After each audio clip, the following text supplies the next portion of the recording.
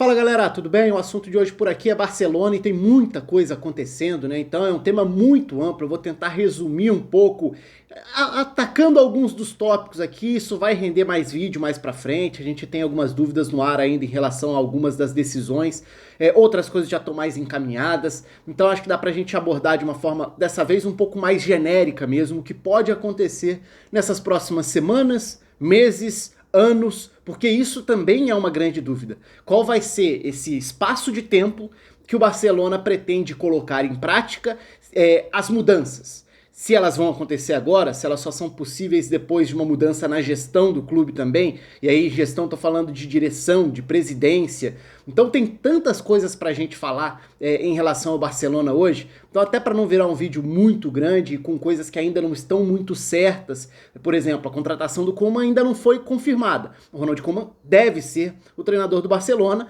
já tem muita gente confirmando essa informação, parece uma questão de horas, de repente até já oficializa antes mesmo de você assistir a esse vídeo, eu tô gravando enquanto não saiu a confirmação, mas é muito provável que ela aconteça nas próximas horas ou dias. Então a gente já pode tocar em alguns desses aspectos. Talvez depois do anúncio eu até possa fazer algum outro vídeo aqui para falar sobre trabalhos anteriores, sobre alguns padrões, algumas ideias que ele pode tentar implementar, algumas transformações, mas eu acho que a palavra-chave aqui é transformação mesmo. E aí vamos tentar pegar, primeiro, né, convido você a se inscrever aqui no canal, se você não se inscreveu, clica aqui embaixo, ativa o sininho da notificação, deixa curtida no vídeo, que é sempre importante também, e no seu comentário, o que você está achando disso tudo? O que o Barcelona precisa mudar? Ou qual é o tamanho dessa transformação? Precisa trocar técnico como já está trocando, precisa trocar elenco como um todo, precisa abrir mão de referências que são históricas dentro do clube, precisa trocar a presidência, precisa trocar tudo. Eu quero que vocês coloquem aqui embaixo como vocês enxergam esse momento do Barcelona, porque não foi só agora, né? Não é só, entre aspas, o 8-2. Não é só uma eliminação traumática diante do Bayern de uma forma vexatória. Eu falei sobre esse jogo, a análise do jogo, eu vou deixar aqui em cima. Até porque não foi só esse jogo, né? Se a gente olhar para as temporadas anteriores, as últimas eliminações do Barcelona na Champions são eliminações traumáticas. A virada contra o Liverpool, a forma que foi contra a Roma e agora também essa goleada diante do Bayern. Mas é só, de novo só entre aspas, é só o lado da Champions? Não é. São tantas coisas que já vem acontecendo há muito tempo e que às vezes até ficam ofuscadas diante de títulos espanhóis que o Barcelona consegue conquistar e conseguiu vários ao longo da década também, porque tem jogadores capazes disso. E quantas vezes a gente já não falou sobre um Barcelona que não consegue extrair o que tenta das suas contratações, tem um elenco que tem suas carências evidentes na hora de colocar isso em prática, colocar isso em campo, mas tem Ter Stegen, Piqué e principalmente Messi como jogadores que decidem com uma frequência muito grande, né? Principalmente Ter Stegen e Messi. E isso, claro, ameniza outras dificuldades. Então, para a gente tentar fazer esse resumo, né, para tentar ir de uma forma um pouco mais direta. Demissão do Quique Setien. O que foi o trabalho do Quique Setien? Foi uma grande decepção. Sim, em parte, certamente. Agora, ele é mais culpado ou mais vítima? Eu enxergo o Quique Setien, e aí é importante separar as duas coisas, né? O trabalho do Quique Setien decepcionou, mas foi um trabalho muito curto. Ele não conseguiu fazer o que ele tinha como proposta em relação à forma de jogar, em relação até a poder bater na mesa para impor as suas preferências. Ele chegou e se deparou com um elenco cascudo, no maior desafio da carreira dele, tendo que lidar com jogadores muito maiores do que ele tem como prestígio na carreira de técnico.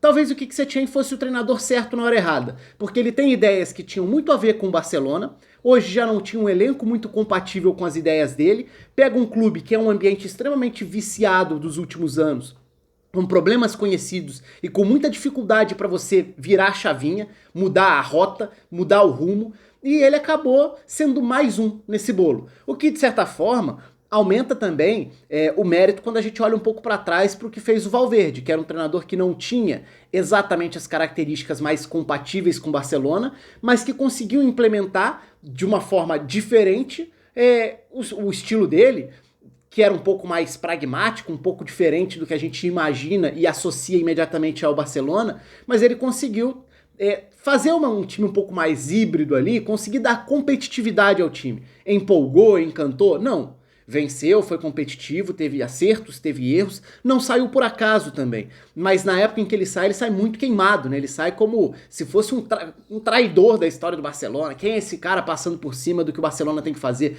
Então eu acho que esse distanciamento, né, que a gente começa a ter, ele muitas vezes é importante no olhar, nessa perspectiva.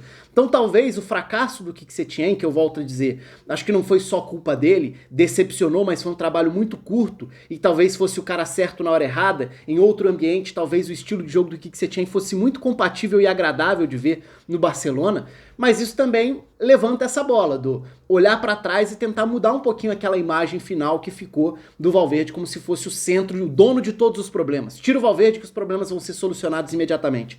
Não era simples assim. Então esse é o primeiro tópico.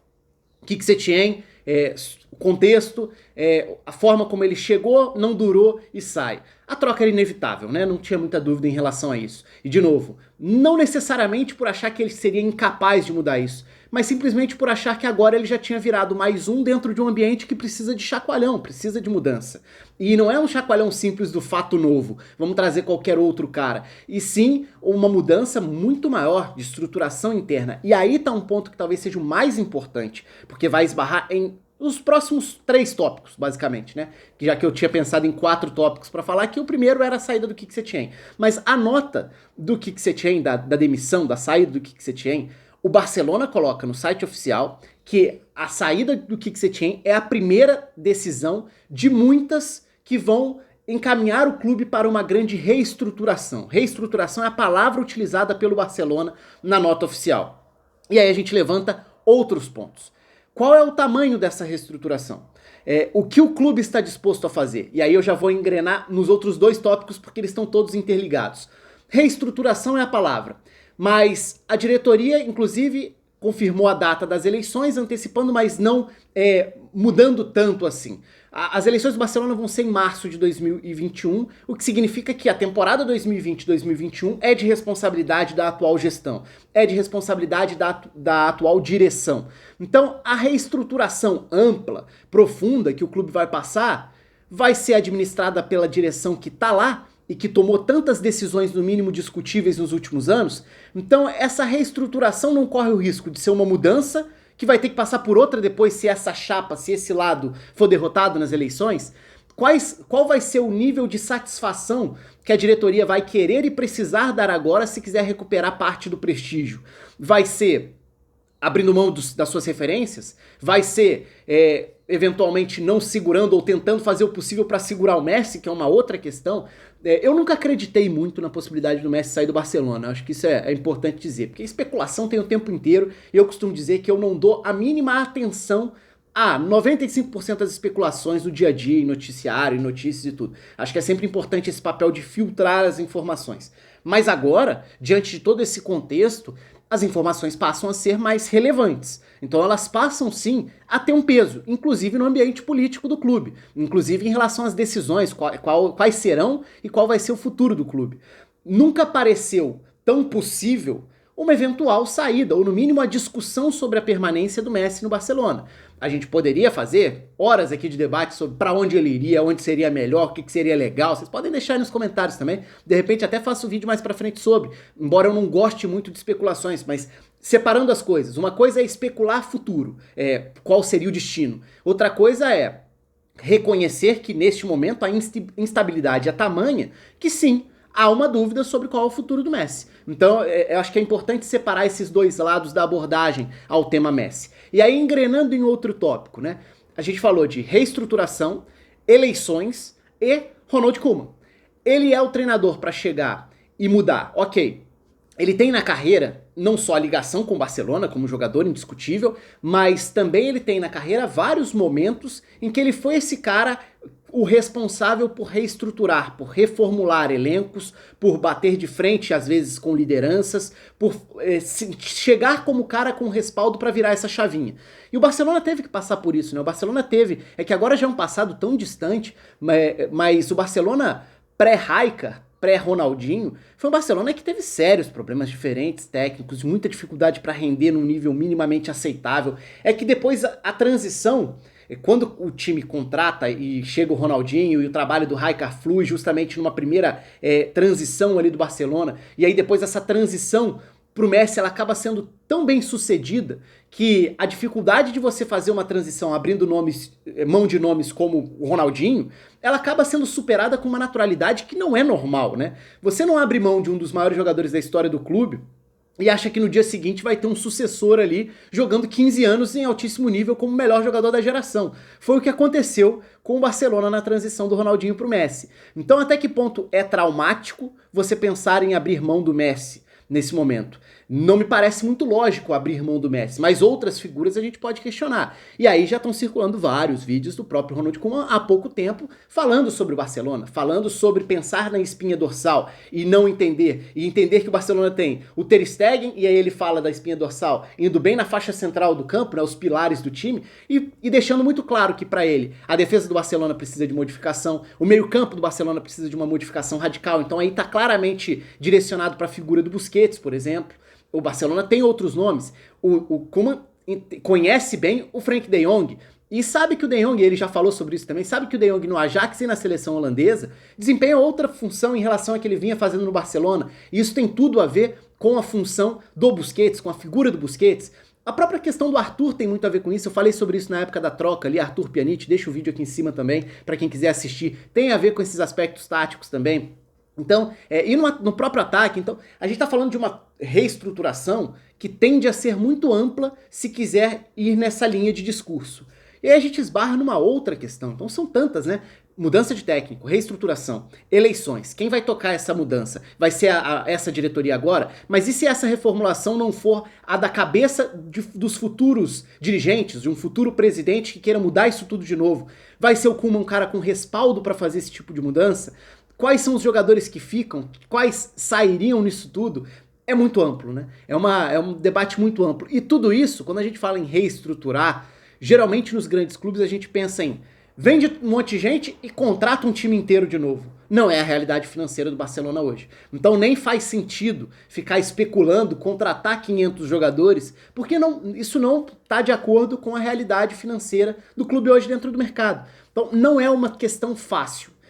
Vai ser interessante ver de que forma o Koeman, se confirmado, e tudo leva a crer que será, de que forma ele vai tocar essa reformulação, de que forma ele vai abordar essa transição, de que forma essa diretoria vai tomar as decisões agora, tendo o histórico recente muito ruim em relação aos rumos que o Barcelona tem tomado aí ao longo dessa última década.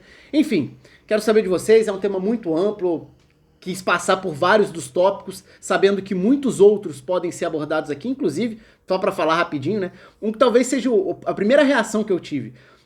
A Holanda, né? A Holanda teve aí uma retomada tão importante de 2018 para cá. Se a gente for pensar, a Holanda fez uma bela Copa em 2014, né? Aliás, em 2010 e 2014, mas longe de ter sido uma década estável. Muito pelo contrário, pós-Copa de 2014, a Holanda não se classifica para Euro 2016, não se classifica para a Copa 2018, mas de 2018 para cá, ela começa uma reformulação, uma renovação, abrindo mão de nomes históricos, veteranos, olhando para garotos, jogadores em alguns momentos até com menos nome, e com o Ronald Koeman no comando, conseguia chegar, ou poderia chegar forte para essas competições.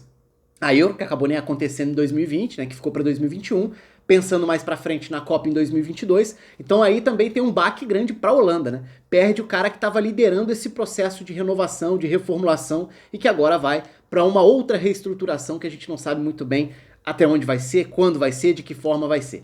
Enfim, é um tema bastante amplo mesmo, dá para desenvolver em outros vídeos os assuntos mais específicos. Conta aí com os comentários de vocês, com a inscrição no canal, com a curtida. Quero saber o que vocês acham disso tudo. Um abraço, até a próxima.